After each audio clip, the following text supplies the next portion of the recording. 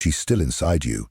Even if she lives oceans away, even if her body rests in the ground, even if you haven't spoken in decades, her presence remains. Not just in memory, but in the architecture of your psyche. Carl Jung warned of this force, the one most feared yet most formative, the mother complex. It is not simply about the woman herself, but about the inner image, the emotional imprint she left behind. An invisible force that shapes your choices, your voice, your relationships, and the very story you believe about yourself. This is what Jung called the shadow mother, not the nurturing face you showed the world, but the psychic residue of unmet needs, silent expectations, and ancestral pain. And here lies the painful truth: you will never fully heal until you face her, not the outer mother, but the one who still lives within you. For many, this territory is sacred and terrifying. Jung wrote, "Nothing has a stronger influence psychologically on their environment, and especially on their children, than the unlived life of the parent." When you carry your mother's pain, her shame, her silence, her sorrow, you become entangled in a life that is not your own. You begin to live as her echo, her protector, her extension, and your soul begins to dim. This is not a path of blame. It is a call to return to yourself, to reclaim the parts of you that were never nurtured, to honor the grief your inner child was never allowed to feel, to set down the weight you were never meant to carry. In this exploration, we are not pointing fingers, we are lighting candles in the darkest corners of your psyche, because true freedom does not come from resenting the mother, it comes from consciously facing the mother within. In this video, we will journey deep into the forbidden corners of your psyche, beyond heartbreak, beyond the ego, into the alchemical process of death and rebirth that begins the moment you finally decide to let her go. You will see why your healing has been stuck, how the mother wound has shaped your identity, and how Jung's profound teachings offer a path not just to survival, but to sovereignty. The truth is simple, though not easy. You are allowed to leave the role of the child. You are allowed to stop carrying the sorrow that is not yours. You are allowed to rewrite the myth, and it begins with one terrifying act of courage: facing the mother in your mind. Let's begin. The first, the role of the mother archetype in the collective unconscious. In Jungian psychology, the image of the mother is not limited to the woman who gave us life. She occupies a primordial seat in the architecture of the collective unconscious, a timeless, transpersonal image encoded into the very soul of humanity. To Jung, the mother is first and foremost an archetype, a universal psychic pattern, inherited rather than invented, emerging again and again in dreams, myths, and personal relationships. She is not just personal, she is eternal. The mother archetype carries a dual face: the life-giver and the life-devourer, the nurturer and the smotherer. This is what Jung called the paradox of the Great Mother. It is an image older than civilization, representing both safety and danger, creation and destruction, comfort and engulfment. This archetype is not bound to the historical identity of your biological mother. It lives beneath it. It shows up in religious icons, nature symbols, mythology, and even in the earth herself. The mother is both the one who feeds you and the one who threatens to consume you. For those carrying unresolved wounds from their mothers, this archetype becomes entangled with personal trauma. Jung warned that when we confuse the personal mother with the archetypal mother, we enter a psychic labyrinth, reenacting childhood pain through adult relationships, yearning for nurturing yet terrified of closeness, seeking approval while fearing rejection. The archetype, when split and unintegrated, produces psychological distortion. In dreams, the mother may appear as a gentle guardian or a monstrous figure that devours. In myth, she is both Demeter and Kali, Mary and Medea. Jung described this ambivalence as the bipolar nature of the mother archetype: good and evil, creator and destroyer, holy and profane. When the psyche clings to one side while repressing the other, we fragment. To idealize the mother is to deny her shadow. To demonize her is to reject her light. Either way, we fall into projection, casting our inner wounds onto partners, mentors, bosses, spiritual teachers, any figure carrying the symbolic weight of the mother. And this is why so many people remain stuck, because true healing of the mother wound cannot occur at the surface level. Jung insisted that we must move beyond personal grievances and into symbolic vision. When we view our mother only through the narrow lens of our childhood, her neglect, her rage, her control, we remain trapped in the ego's story. But when we see her as a vessel for ancient forces, when we recognize that our pain is not just personal but archetypal, we open the door to deep transformation. Jung wrote, "The greatest burden a child must bear is the unlived life of the parents, and it is often through the mother that this unlived life is passed down, her shame, her silence, her grief." The mother complex takes root when the mother's emotional reality becomes internalized by the child, not as a memory but as a mirror. A child who is emotionally neglected may internalize the belief, "I am unworthy of love." A child who is smothered may internalize, "I am not allowed to be separate, to be free." These voices do not vanish with age. They become the inner monologue of the adult, dictating how you see your worth, your body, your voice, your capacity to love, to belong, to thrive. Unless these inner images are made conscious, the individual will unconsciously seek resolution outside, in romantic partners, in career success, in spiritual bypassing. But the root remains untouched. The wound continues to whisper, "You are still not enough." Jung taught that the mother wound is not just a personal tragedy, it is a collective inheritance. It is a psychic pattern passed through generations, encoded like emotional DNA. Mothers unknowingly transmit their own pain, their own repression, their own disconnection from the feminine principle. And the children, unless awakened, carry it forward, until one day someone, perhaps you, has the courage to face the mother image within and say, "This story ends with me." To Jung, healing was not about changing the mother, it was about transforming your relationship to the inner mother. That complex web of associations, emotions, memories, and projections living deep within the psyche. And this work is not small, it is sacred, because until you confront this inner image, the real transformation cannot begin. The mother is also earth. She is nature. She is the unconscious itself. When we are disconnected from the mother within, we are also disconnected from nature, from our bodies, from intuition, from the mystery of the unknown. We fear the dark. We fear feeling. We over-identify with the rational, the masculine, the controlled. And in doing so, we lose the richness of the soul. The cost of remaining blind to the archetypal mother is profound. Chronic anxiety, unresolved grief, relational dysfunction, creative blocks, spiritual emptiness, a constant sense of not belonging to yourself. Jung saw this as a psychological epidemic, a generation adrift from its ancestral roots, from the feminine depths, from the great mother who births not only bodies, but souls. So here is the threshold. Can you see your mother not only as the woman who hurt you, but as the doorway into the ancient psychic forces that shaped her? Can you recognize the archetype moving through her and through you? Can you hold her flaws and your pain without collapsing into blame or idolization? This is not about absolution, it is about liberation. Because until you see the mother image clearly, not just as mother, but as mirror, you will continue to walk in circles. Healing will remain shallow, insight will not penetrate the unconscious. But when you face the archetypal mother as she is, vast, mysterious, paradoxical, you no longer seek love from her shadow, you return to the root. You begin finally to become yourself. The second, the shadow mother and the psychological imprisonment.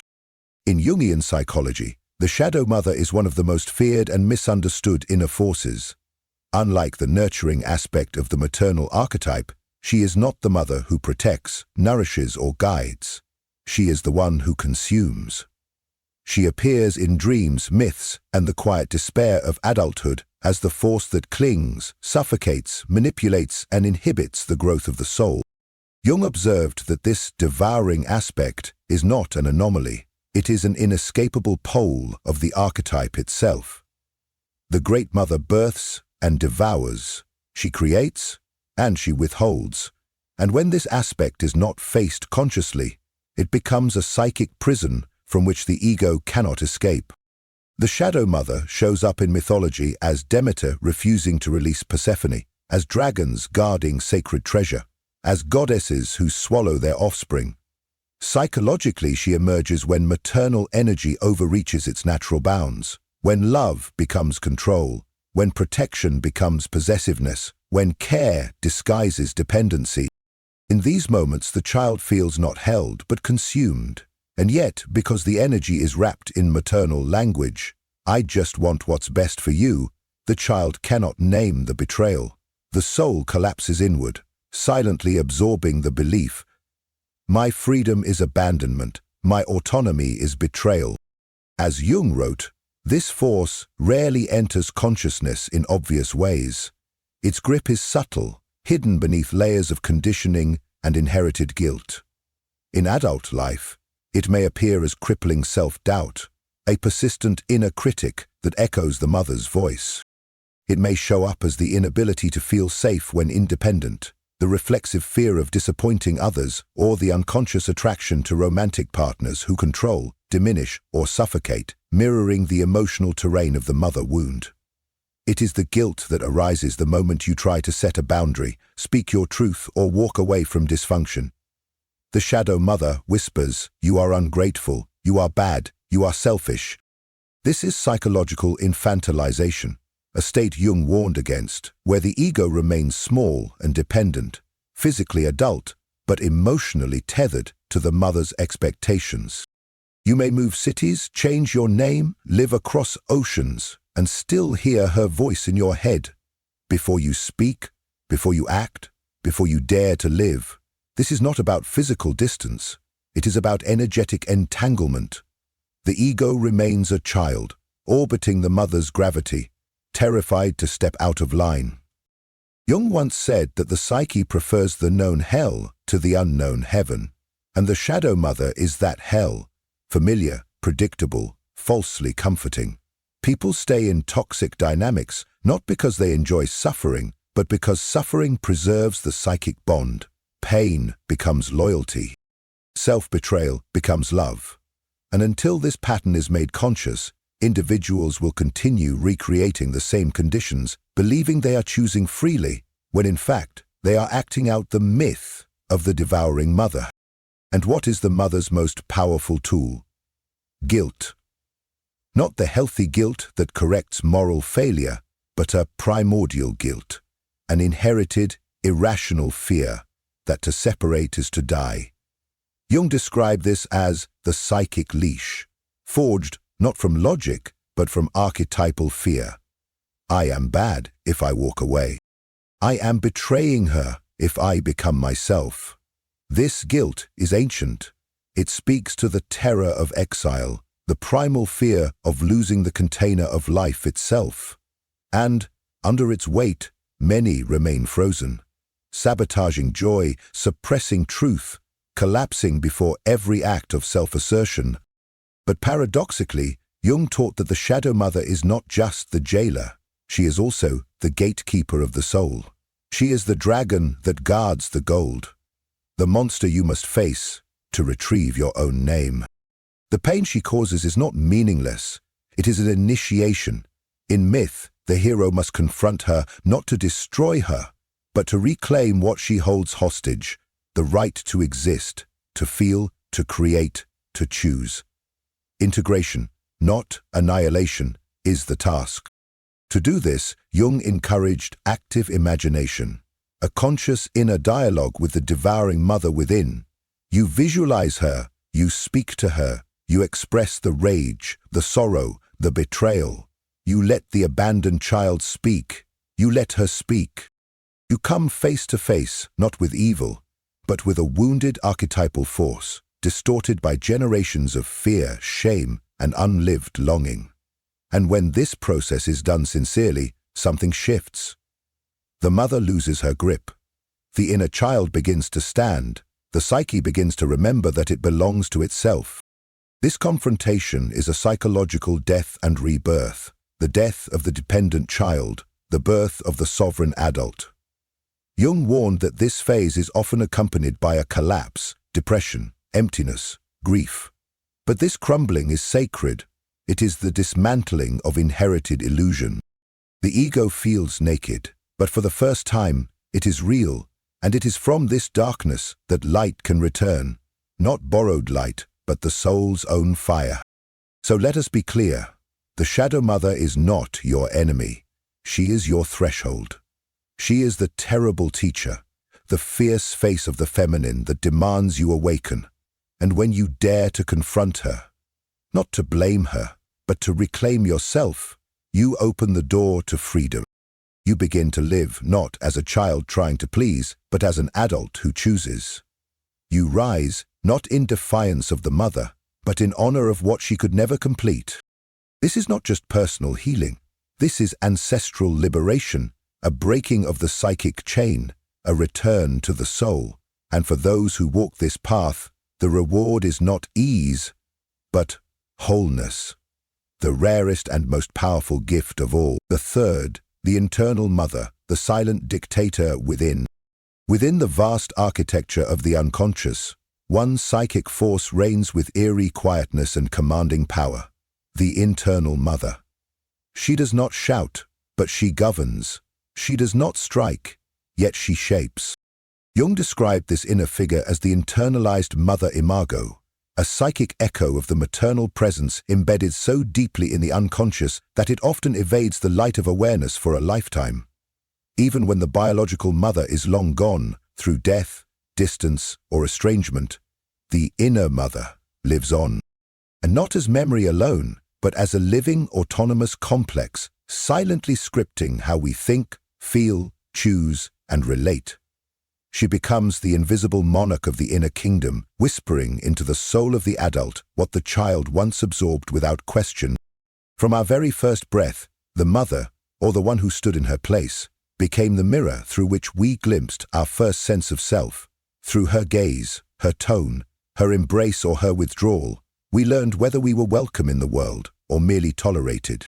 Jung believed these early impressions are not merely stored in the brain, they are mythologized in the soul, crystallized into what he called the mother complex. This psychic constellation becomes the mother Imago, a symbolic image that carries emotional charge, meaning, and mythic weight. And here is the tragedy. The Imago is rarely accurate. It is not the mother as she was, but the mother as we perceived her, through a psyche still unformed, still desperate to survive. If the internal mother was nurturing, attuned, and consistent, she becomes an inner wellspring of self-worth and security.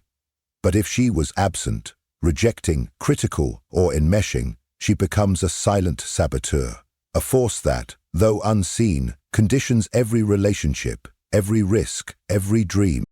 Her voice may whisper, "You are too much. You are not enough. Don't speak, don't shine, stay small, stay safe." Jung warned that when this voice is mistaken for the self, the individual becomes enslaved to a ghost, confusing inherited programming with inner truth. This is the birthplace of the inner saboteur, not mere insecurity, but the internalized criticism of a mother who once withheld approval or used affection as currency. The inner mother might appear in the psyche as an echo of disappointment, a command to abandon the self in favor of pleasing others, or a subtle panic whenever we dare to break away from inherited roles.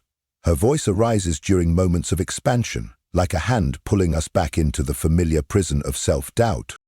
And when this internal figure is not made conscious, Jung explained, she is projected outward, onto lovers, teachers, bosses, friends. Suddenly we are no longer seeing people for who they are, but through the emotionally charged lens of our unmet maternal longing. We expect them to heal wounds they did not cause. We react to them with disproportionate fear, neediness, or rage.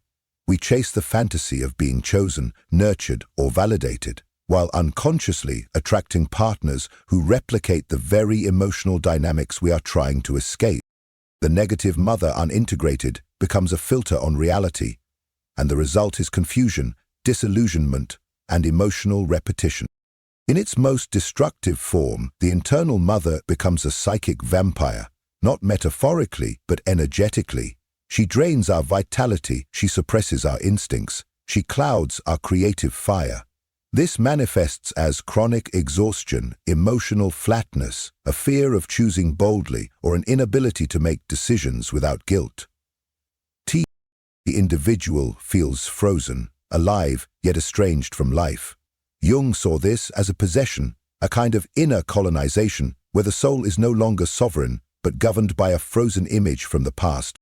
And yet, paradoxically, we remain loyal to her, even if she wounded us, even if she was cold or cruel.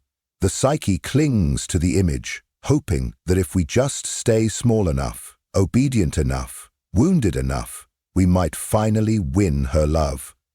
But Jung called this a tragic illusion. The internal mother is not evolving. She is not real. She is a fixed, psychic imprint. No matter how much we contort ourselves to earn her affection, we will only sink deeper into self-abandonment. To heal, Jung insisted, we must initiate a conscious separation. Not from our physical mother, but from the inner image that holds our soul hostage. This means naming the mother complex for what it is. It means facing the inner figure directly, through active imagination, inner dialogue, dreams, and symbolic ritual. It requires us to allow the exiled feelings to rise: rage, grief, betrayal, longing. It invites us to reclaim the voice we buried, the boundaries we feared to draw, the power we once surrendered to survive. This separation is not rebellion, it is individuation, the sacred right to exist as a self, not a shadow. And it is not enough to disarm the shadow. Jung believed we must also reclaim the light, the positive face of the mother archetype, the inner nurturer, the protector, the creative force. This does not come from fantasy or denial. It comes from building a new internal relationship, one rooted not in scarcity, but in sovereignty. Through kind self-talk, inner rituals of care, connection to mythic feminine symbols, and practices of creativity and embodiment, we slowly begin to mother ourselves, and in doing so, we reclaim the parts of our psyche once exiled in the name of survival.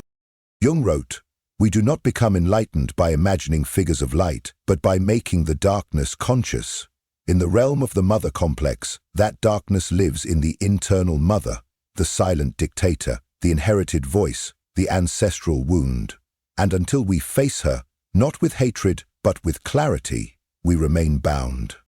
But once we do, we step into something sacred. We begin to live, not as children seeking permission, but as adults who carry within them both the fire and the gentleness of the healed feminine. We no longer wait to be chosen. We choose. We no longer beg to be loved. We love ourselves into wholeness. And in that act, the spell of the inner mother begins to break, and a deeper self begins to rise. The fourth, separation and the necessity of the independent ego. Carl Jung taught that one of the most sacred and agonizing thresholds in psychological life is the symbolic separation from the mother complex. This is not a rejection of the mother herself, but a confrontation with the archetypal gravitational field that pulls the ego back into fusion, dependence, and unconscious loyalty. Without this separation, Jung warned, there can be no individuation, no true I, no fully awakened life. The process is less a social event than it is a profound psychic rite, a death and rebirth hidden beneath ordinary adult struggles with boundaries, identity, and purpose. To remain enmeshed with the mother Imago, whether through guilt, fantasy, or unconscious fear, is to live behind a veil, acting not from self-possession, but from inherited roles. The obedient child, the silent pleaser, the internal orphan waiting to be seen. Jung likened this inner severance to a second birth. The first freed the body, the second frees the soul. It is through this painful unbinding that the adult self begins to rise, not in rebellion, but in reverence for what must evolve.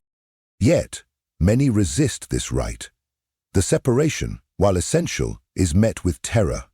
Jung identified the forces that bind us: the fear of annihilation, the child's primal terror that to separate is to die, the guilt of betrayal, a psychic belief that individuation is an act of ingratitude toward the one who gave us life, the comfort of familiarity, where even suffocation feels safer than freedom, and the cultural scaffolding that elevates familial loyalty above inner authenticity.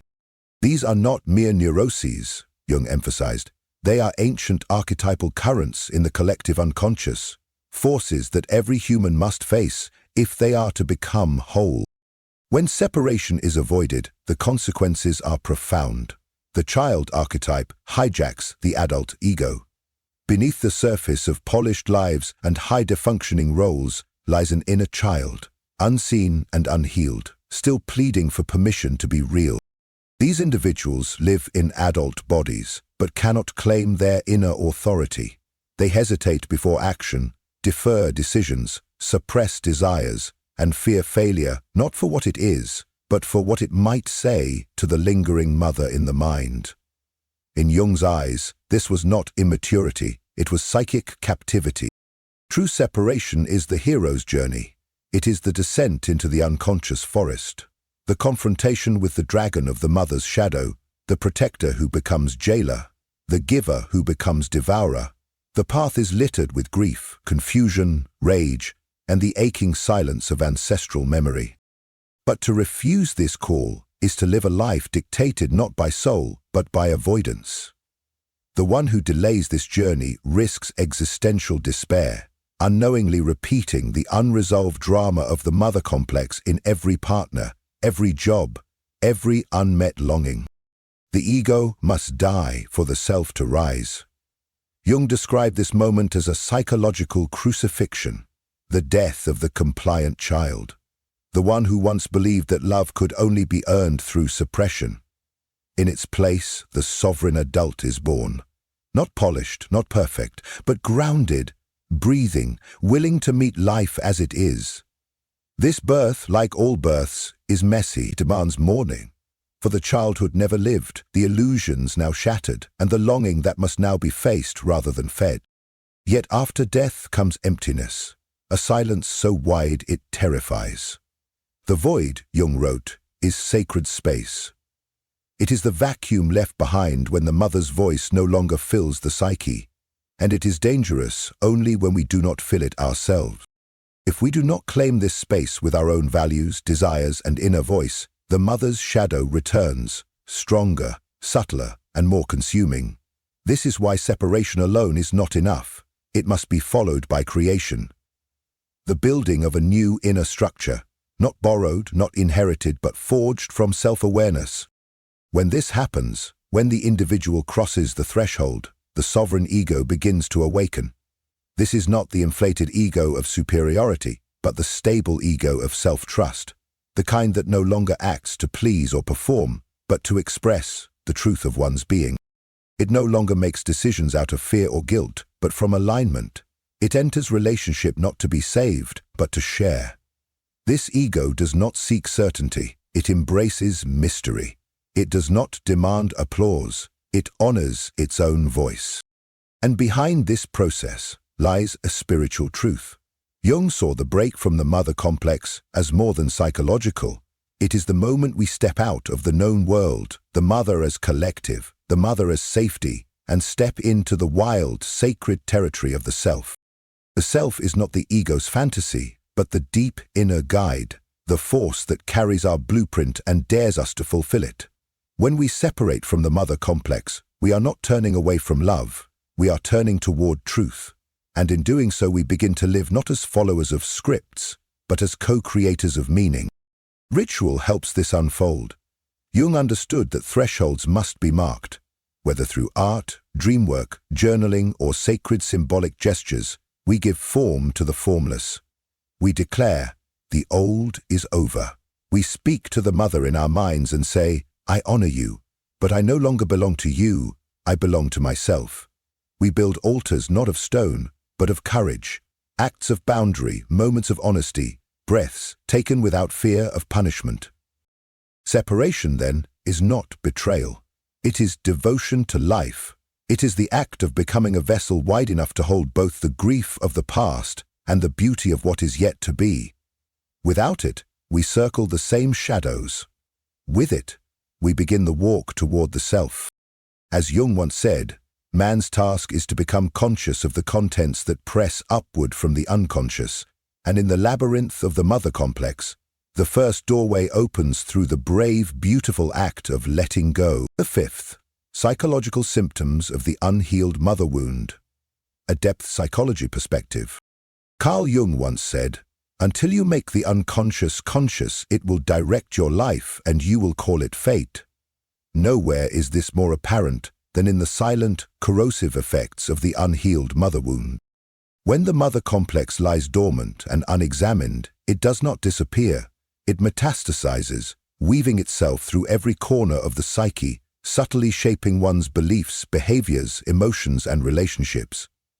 These are not random misfortunes or personality quirks, Jung warned, but archetypal patterns, manifestations of unresolved energies that have not yet been brought into the light. Let us now explore the 9 deeply rooted psychic symptoms that reveal the presence of an unhealed mother wound. Symptoms that reach far beyond the personal and into the very soul of the collective unconscious. 1. The inner critic and chronic self-doubt. One of the first signs of an unhealed mother wound is a relentless inner voice that whispers sabotage. You're not good enough. Who do you think you are? This is no ordinary self-doubt. It is the internalized shadow of the maternal voice, a psychic echo of early life experiences where love may have been conditional, approval withheld, or vulnerability punished. Disguised as logic or morality, this voice punishes the ego and stifles the emerging self. Jung described this as a complex, an autonomous fragment of the psyche that acts like a parasite, feeding off the ego's attempts to grow. 2. The fear autonomy and the clinging to dependence. Many who carry this wound find themselves torn between the longing for freedom and the terror of it. They crave independence, yet feel paralyzed when asked to stand alone. Decisions feel dangerous, success feels like betrayal, and failure becomes a means of maintaining invisible loyalty to the suffering mother image. Jung saw this dynamic as a regression into the archetypal mother's arms, safety purchased at the cost of the self. 3. Guilt, shame, and the inherited burden. There exists a deep, almost sacred guilt in those who attempt to separate from the mother complex. It says, "If I thrive, I betray her. If I grow, I abandon her." This is not personal guilt, it is archetypal. It stems from the primitive belief that one's survival is tied to the mother's emotional state. Jung identified this as the child unconsciously carrying the unlived life of the parent, the mother's regrets, limitations, and pain, passed down like invisible psychic inheritance. 4. The pattern of self-abandonment and people-pleasing. Those wounded by the mother's disapproval or conditional love often become experts in self-abandonment. The ego, still trained to appease, betrays its own needs in order to remain good, lovable, or accepted. Boundaries feel like threats. Saying no induces shame. Jung interpreted this as the ego still wearing the mask of the obedient child, terrified to risk the wrath of the inner mother, and unfamiliar with the sacred authority of its own voice. 5. Attracting relationships that reenact the wound. Perhaps most painfully, individuals often find themselves magnetized to those who resemble the emotional terrain of their mother wound, emotionally distant, critical, controlling, or smothering partners. This repetition is not foolishness. It is the psyche's symbolic attempt at repair. Jung noted that the unconscious recreates unresolved trauma externally, not to punish, but to heal. But unless we become aware of the projection, we mistake repetition for fate and call suffering love. 6. The core wound of not enoughness. I am not enough becomes the soul's background hum, a silent decree inherited from a mother's neglect, absence, or unreachable standards. This belief manifests as perfectionism, overachievement, shame, and the inability to feel joy without apology. Jung recognized this as the cry of the inner child, still waiting to be seen, still waiting to be touched by the warmth that never came. 7. The suppression of creativity and the fear of expression. The mother archetype is not only a nurturer, but also a creator. When that archetype is wounded, creativity becomes dangerous. Expression feels unsafe. The individual becomes paralyzed, afraid that their gifts will be judged, their voice silenced, their light rejected. Jung taught that when the devouring mother archetype dominates the psyche, the individual unconsciously fears that to shine is to provoke abandonment or worse, retaliation. 8. Somatic symptoms and the body's cry for healing. What the mind represses, the body expresses. Jung observed that unresolved complexes often manifest as physical symptoms: fatigue, anxiety, autoimmune disorders, and eating issues that reflect the split between being nurtured and consumed.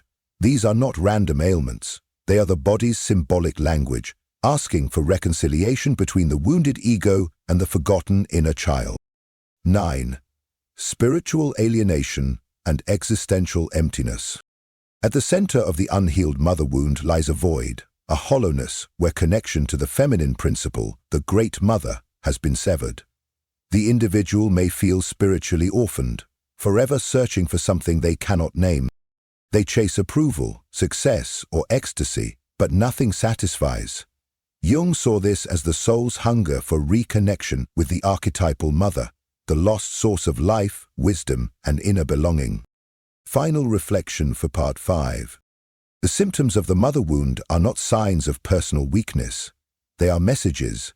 They are cries from the soul that something essential has been lost, ignored, or buried. Jung did not teach us to blame our mothers. He taught us to retrieve our projections, to face what we have exiled, and to reclaim ourselves. Healing does not mean erasing the past. It means learning how to hold it without being held hostage by it.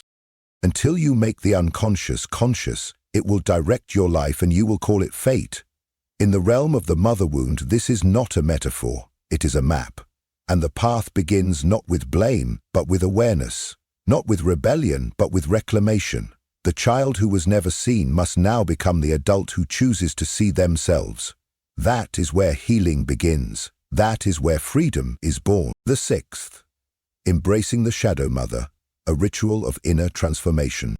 Within the sacred structure of Jungian depth psychology, the confrontation with the shadow mother is not merely therapeutic, it is soul-deep initiation. Jung did not consider this encounter optional for those who seek wholeness. He considered it vital. Healing the mother wound is not achieved through intellectual insight alone, nor through polite forgiveness offered from the surface of the ego. It demands a raw, symbolic descent into the underworld of the psyche, a reckoning with the archetypal mother's shadow, an encounter as ancient as myth and as intimate as your own heartbeat. The alchemy of the shadow mother. In the symbolic language of alchemy, the nigredo, the blackening, marks the first stage of transformation. It is the death of illusion. For the child trapped in the mother complex, this is the moment when the sweet veil of the idealized mother dissolves, and what emerges is something darker, the devouring aspect of the archetypal feminine. Jung taught that this darkness is not evil, it is sacred. It contains the lost fire of the self. The shadow mother, in all her terror, holds the very ingredients for freedom, creativity, and power. She is the gatekeeper of a treasure buried in fear. The act of seeing, the first step toward integration. Individuation begins the moment you dare to see her. To see the shadow mother clearly, without idealization or denial, is the soul's first act of rebellion and reclamation. It requires the courage to recognize her manipulations, her fear of abandonment, her need to possess or control, and the way she projected her pain onto the child. As long as we preserve the fantasy of the ever-giving, ever-sacrificing good mother, we remain bound in the psyche's childhood, unable to step into the sacred authority of the adult self, facing the child's rage and grief. Buried beneath obedience lies rage, and beneath that rage, grief. Jung emphasized that these emotions are not pathologies, they are sacred energies, fragments of the soul exiled in guilt and fear. To heal, one must acknowledge the fury of betrayal, the ache of not being seen, the sorrow for a mother who could not nurture as the soul required. This grief is not regression, it is resurrection. Through expression, through ritual, art, or even silent tears, we make space for the soul's return. Active imagination, dialoguing with the shadow mother. Jung's method of active imagination is a bridge between the conscious mind and the autonomous figures of the unconscious. Through it, we enter into living dialogue with the shadow mother, not to battle her, but to hear her voice. She may reveal fear, jealousy, sorrow, or loss, and through this conversation, the ego transforms. No longer a child craving approval, but an adult capable of listening, speaking, and standing with inner sovereignty. The false split of all good or all bad dissolves. Wholeness begins. The symbolic death of the mother's tyranny. This confrontation marks a death, not of the physical mother, but of the psychic prison she may still represent. Nightmares, emotional storms, and crumbling beliefs often accompany this symbolic death. But in Jung's mythopoetic lens, this death is sacred. It mirrors the myth of the hero descending into the underworld to face the dragon, the mother shadow, and rising reborn. What dies is not the mother, but the ego's illusion. What is born is the soul's freedom, the return of the rejected feminine. The shadow mother does not only wound the heart, she wounds the feminine within. Intuition, softness, joy, sensuality, receptivity. When we fear the mother, we fear these parts in ourselves. But integration brings reunion. We begin to trust the inner knowing we once silenced. We express emotion without shame. We create, feel, and love, not as a child needing permission, but as a soul remembering its right to exist. Jung saw this as essential healing, especially in cultures that repress the feminine archetype. Rituals of transformation and liberation. Transformation must be marked. The psyche needs ritual. Symbolic acts. Writing unsent letters, burning them in ceremony, creating art, declaring sovereignty in sacred space, signal to the unconscious that something has shifted. Jung believed that rituals serve as thresholds. They mark the death of the old self and the birth of the individuated one. They whisper to the shadow mother, "Your reign is over. I honor you, but I no longer belong to you." The emergence of compassion, seeing the mother as human. When the work is done, something remarkable happens. The mother, internal or external, is no longer a goddess or a monster. She becomes human, wounded, yes, flawed, yes, but human. Jung taught that true compassion emerges not from obligation, but from insight. This compassion does not excuse the harm, it frees the heart from bitterness. It allows the soul to breathe again, unchained from resentment and reconnected to the river of life. Final reflection for part 6. To face the shadow mother is to descend into the cave where your fear and freedom dwell side by side. It is not an act of violence, it is an act of devotion to your truth, to your soul, to life itself. Jung called this journey individuation, the becoming of the whole self. It begins with a rupture, passes through grief, and culminates in rebirth. There is no coming to consciousness without pain, Jung wrote. But beyond the pain is your freedom.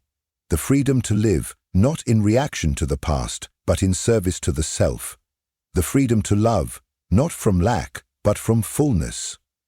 The freedom to die, not as someone's child, but as your own sovereign soul. The 8th. Forgiveness is not the goal, freedom is. In the sacred language of Jungian psychology, forgiveness is not the crown of healing, but a shadow that may quietly follow the deeper light of inner transformation. Carl Jung did not place forgiveness at the center of the individuation process, for he knew that no authentic healing begins with moral obligation or societal performance. Instead, he taught that the true path begins with something far more difficult, the descent inward, to face, without flinching, the full reality of the wound. especially when that wound was carved by the hands that were meant to hold us. If forgiveness ever arises, Jung insisted, it must not be manufactured. It is not a ceremony for others, nor a badge of spiritual superiority. It is the quiet, unforced consequence of soul retrieval, the moment when the individual has reclaimed their psychic authority and no longer requires external resolution to be whole. Forgiveness, if it appears, is a byproduct of integration, not a prerequisite for liberation. Jung cautioned that premature forgiveness often becomes a psychological bypass, a sedative offered in place of inner fire. We are taught, especially in spiritual and religious systems, that forgiveness equates to virtue. But when forgiveness is offered too quickly, when it emerges from guilt, religious duty, or the fear of being seen as unhealed, it becomes yet another mask worn over unacknowledged rage, sorrow, and betrayal. In this form, forgiveness serves the mother complex. It is not liberation, it is suppression. Before true healing can take root, something more raw must be honored. The voice that was silenced, the anger that was shamed, the grief that was denied, the child within who waited and was never seen. Jung believed that to feel these truths is not regression, it is revolution. The individual must grieve the mother they never had, rage against the control that suffocated their becoming, and mourn the years sacrificed in loyalty to an illusion. This is not an attack on the mother, it is the emancipation of the soul. Healing begins when the mother is no longer frozen in myth, neither angel nor monster, but seen clearly as she was and is, a fallible, wounded human being. This act of humanization collapses the projections that once inflated her power and dismantles the psychic structures that kept the self imprisoned. In this space of clarity, after the storm, after the rupture, the possibility of forgiveness may emerge. But even then, it must come, not from obligation, but from the rootedness of a sovereign heart. Still, even in its absence, freedom is possible, and this is the crucial insight. Jung insisted that forgiveness is not required for liberation. What is required is integration. The individual must gather the pieces of their soul, long exiled, voice, feeling, rage, softness, and bring them back into conscious life. They must draw boundaries, not to punish the mother, but to reclaim the inner landscape once ruled by her image. The goal is not reconciliation, it is individuation. And when the individual walks that path, the inherited scripts of guilt and identification begin to dissolve. Final reflection for Part 8. In Jungian psychology, forgiveness is not the finish line. It is a leaf that may fall once the roots of the self have grown deep. The true journey is not toward reconciliation, but toward restoration of inner authority. It is the quiet revolution of no longer editing your truth to earn love, no longer muting your instincts to preserve connection, no longer shrinking to maintain the illusion of peace. Jung wrote, "Only the man who can consciously assent to the power of the shadow within himself can overcome it." In the realm of the mother complex, this means no longer waiting for forgiveness to set you free. It means you rise, you reclaim, you choose to free yourself. Not later, not when it's safe, but now. The final passage. Rebirth beyond the mother complex. In the realm of Jungian depth psychology, the healing of the mother wound is not the culmination, it is the sacred crossing into a new life. It marks not merely the resolution of pain, but the symbolic death of the self who was shaped by survival, silence, and inherited sorrow. And in that death, a rebirth begins, one no longer tethered to ancestral roles or invisible loyalties, but grounded in the sovereignty of the authentic self. Jung taught that only through conscious confrontation, mourning, and inner integration of the mother complex can we take our first true steps into psychological wholeness. This is no ordinary healing, it is metamorphosis of the soul, the dissolution of the false self. As the grip of the mother complex loosens, the scaffolding of ego built upon pleasing, performing, and preserving the family myth begins to fracture. Jung warned that this unraveling often arrives cloaked in crisis, an identity collapse, where former values seem hollow, direction disappears, and the center no longer holds. But this sacred disorientation is the negrido of the alchemical journey, the blackening phase in which the old must dissolve to make way for the gold hidden beneath. In the void left behind, something deeper stirs. The ascent of the sovereign self. What emerges from this psychic underworld is not the child returned, but the adult born anew. No longer orbiting the mother's imagined gaze, this self is guided not by guilt or longing, but by inner alignment. This reborn individual no longer seeks rescue or validation. They parent themselves. They choose presence over performance, and they begin to walk, not with apology, but with quiet authority. Jung named this the awakening of the sovereign, the self that lives from its own center. The rewriting of the inner myth. The transformation of identity requires the unraveling of an inherited script. The old narrative, I must sacrifice myself to be worthy, I am never enough unless I earn it, must be unbound from the psyche. In its place, a new myth emerges, one written not in reaction to the mother's pain, but in reverence for one's own truth. Jung considered this inner revision a sacred rite, the individual stepping out of a family tragedy and becoming the author of a new symbolic life. The sacred boundaries of individuation. With this emergence comes the necessity of boundary, not to punish, but to protect. The external mother, if still present, must be met with clarity. The internal mother, her voice of shame, fear, or guilt, must be recognized and gently disempowered. Jung emphasized that boundaries are not severances of love, but declarations of selfhood. They are the psychic lines that guard the adult from regression and honor the hard-earned terrain of the self. The reclamation of the inner mother. A profound shift occurs when the need for external nurturance is withdrawn and rerouted inward.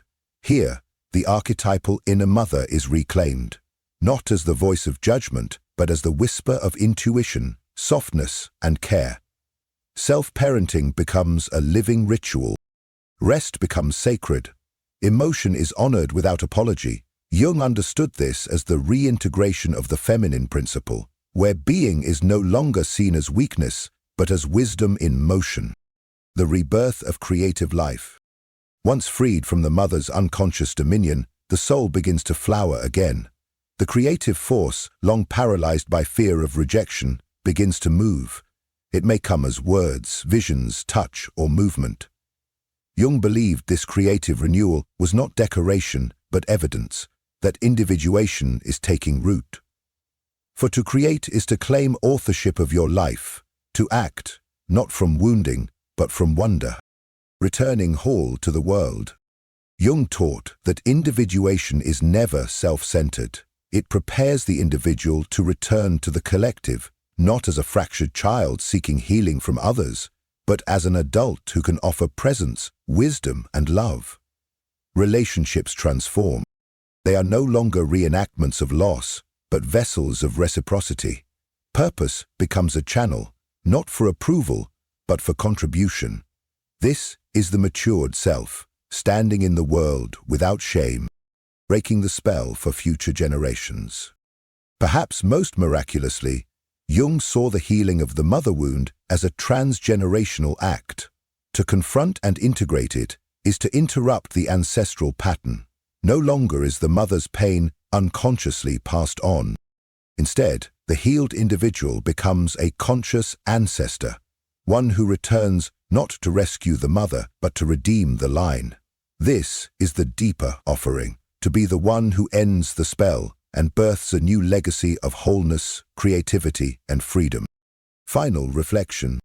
Rebirth, in Jungian psychology, is not about becoming who you were before the pain. It is about awakening to the truth of who you were always meant to be. It is the quiet rebellion against inherited guilt, unconscious loyalties, and familial shadow. It is the radical act of taking the pen back into your own hands. As Jung so powerfully wrote, your vision will become clear only when you look into your own heart. Who looks outside dreams. who looks inside, awakes. And in the aftermath of the mother wound, awakening means this: no one else is coming to rewrite your story, because now you are the author, and the page before you is blank. If something within this message stirred you, if even a single word mirrored your inner experience, I invite you to let your voice be heard in the comments. Have you encountered that soul whose presence feels like home, or are you still walking the sacred path back to yourself? Your story, however unfinished, may become the lantern in someone else's darkness, the very sign they didn't know they were searching for. And if someone close to you is silently struggling with the illusion that love must hurt, that self-abandonment is the price of connection, or that they are unworthy of peace, share this video with them. Help me reach the ones who need to remember. Real love does not demand that we shrink. True connection does not ask for sacrifice of the soul. And the most vital union we will ever form is the one with our own inner truth. Before you go, I invite you to subscribe and activate the notification bell. Here, in this space, we journey beneath the surface of things, exploring the hidden architecture of the psyche, the whispers of the unconscious, and how every relationship is but a mirror reflecting our personal evolution. If there's a theme, a question, or a wound you would like us to explore in future videos, leave it below. This space breathes because of you. Your voice is not only welcome here, it is essential. Thank you for showing up, not just to this video but to your inner work, to the sacred labor of remembering who you truly are. And always remember this: when the right person appears, your soul will know, not through fear, but through peace. But until that moment, let your most intimate relationship be the one you cultivate within. That is the foundation, that is the home. And from that wholeness, all things real are born. Until next time, I'll see you on the path.